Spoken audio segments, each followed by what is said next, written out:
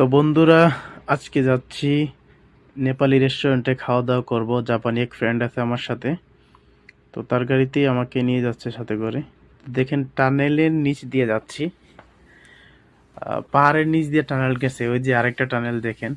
জাপানে বড় বড় পাহাড়ের নিচ দিয়েও রাস্তা গেছে, কিন্তু পাহাড় কাটে না, না কাইটা টানেল বানিয়ে নিছে ওনারা।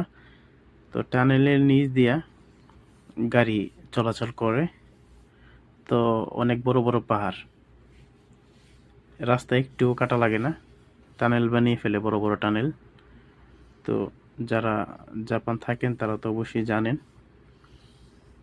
তো দেখেন, আবার আরেকটা টানেল অনেকগুলো টানেল।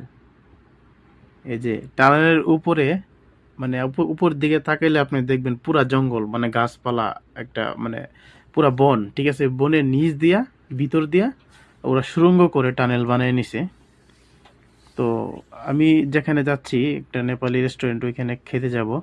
তো ওইখানে যেতে গেলে তো অবশ্যই বাসে যাওয়া যায়, কিন্তু আমি এখন গাড়িতে যাব, গাড়িতে যাচ্ছি আর কি ফ্রেন্ডের সাথে। তো যার কারণে তো ভাবলাম আমি একটু ভিডিও করি, আপনাদেরকে শেয়ার করি জাপানের রাস্তাঘাট কীরকম বা টানেলগুলো কীরকম। এই যে সবজি ক্ষেত, এখানে কৃষকরা ধান করে, তারপর আপনার শীতকালীন সবজি, অনেক ধরনের সবজি করে। তো এটা একটা গ্রাম অঞ্চল। ওই দেখেন আরেকটা টানেল সামনে। দেখেন টানেল পাহাড়টা উপরে কিন্তু সম্পূর্ণ পাহাড়, তো পাহাড়ের নিচ দিয়ে ছিদ্র করে ওরা যে টানেল বানিয়ে ফেলছে, যার কারণে পাহাড়ের কোনো ক্ষতি হয় নাই। পাহাড়ের জায়গায় ঠিকই আছে, আর আপনার মানুষ চলাচলের জন্য রাস্তা হয়ে গেছে।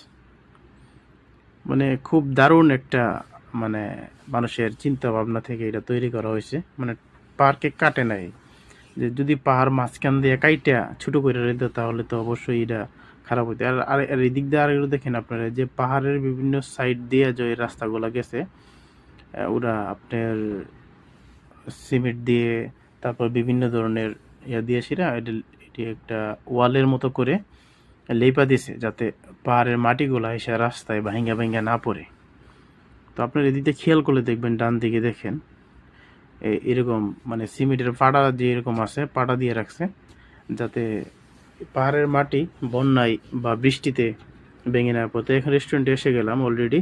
তো দেখেন কি খাচ্ছি, নেপালি খাবার, খুবই জনপ্রিয় একটা খাবার, আমার ভালো লাগে, প্রায় সময় আসি। তো এই যে জাপানি ফ্রেন্ড, যদিও অনেক বয়স্ক উনি, আমাদের সাথেই কাজ করে। তো ভালো থাকবেন সবাই।